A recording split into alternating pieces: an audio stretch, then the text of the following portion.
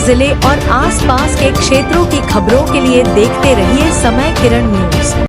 दिल्ली में भाजपा के जीत का जश्न सलूम्बर की सड़कों पर। देश का दिल कहलाने वाली दिल्ली में करीब 3 दशक बाद शनिवार विधानसभा चुनाव में पूर्ण बहुमत से जीत हासिल की भाजपा के ऐतिहासिक जीत का जश्न शहर की सड़कों पर देखा गया। यहां भारतीय जनता पार्टी नगर मंडल अध्यक्ष विजेश भलवाड़ा के नेतृत्व में शनिवार शाम बस स्टैंड पर भव्य आतिशबाजी की गई व भाजपा जिंदाबाद के नारों के साथ मिठाइयां बांटी गई। जीत पर नगर मंडल अध्यक्ष ने क्या कहा, सुनिए।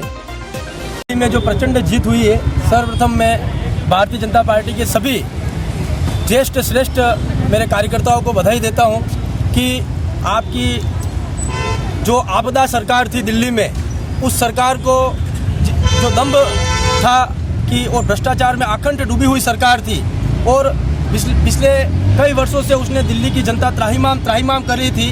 आज दिल्ली की जनता ने यह बता दिया है कि भ्रष्टाचार का जवाब किस तरह से दिया जाता है और जिस प्रकार से अब दिल्ली में डबल इंजन की सरकार आई है, केंद्र में नरेंद्र मोदी की सरकार और दिल्ली में भारतीय जनता पार्टी की जो सरकार है हमारी, दोनों ही सरकारों के सामंजस्य से जिस प्रकार से दिल्ली जो हमारी राष्ट्र की राजधानी है विकास के नए पथ को अग्रसर होगी।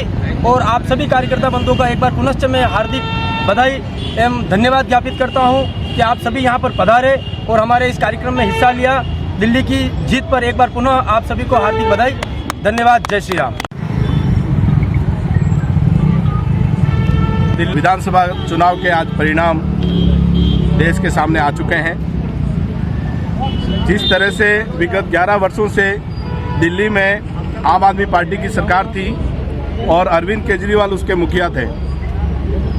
अरविंद केजरीवाल ने जिस तरह से अन्ना हजारे के आंदोलन से राजनीति की शुरुआत करते हुए देश की जनता के को गुमराह करते हुए और देश के सामने जब वो दिल्ली में पहली बार चुनाव लड़ने के लिए गए थे तो रेवड़ियां बांटने का कल्चर लेके गए, मुफ्त में चीज़ें देना और उससे सत्ता पे काबिज होने का फॉर्मूला लेकर गए।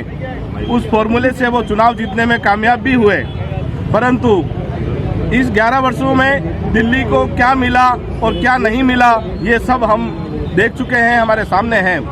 देश में आपदा का समय भी हो और देश की जब बुरा दौर भी हो, उस समय भी अरविंद केजरीवाल राजनीतिक बयानबाजी रहे। चाहे कोरोना की महामारी हो, उस समय भी देश की जनता को गुमराह करने का काम किया। सर्जिकल स्ट्राइक थी, उस समय भी उन्होंने सेना से सबसे बड़ा घोटाला जिसमें शराब घोटाला था, शराब घोटाले में जब उनको सरकार और कानून के शिकंजे में वो फंस गए, तब वो आरोप दूसरों पे मनते रहे। केंद्र की सरकार मुझे फंसाने की कोशिश कर रही है। जब ये चुनाव आया तो उन्होंने एक बात और कह दी कि मुझे विश्वास है दिल्ली की जनता पर। अरविंद केजरीवाल ने कहा सबसे बड़ी अदालत जनता की अदालत, और जनता की अदालत में मैं जाऊंगा और जनता की अदालत अगर मुझे चोर समझती है, भ्रष्ट समझती है तो मुझे बेदखल करेगी और जनता अगर मुझे सही समझेगी तो मुझे पुनः जिताएगी। जनता ने कुर्सी से बेदखल किया और आज दिल्ली आज़ाद हुई।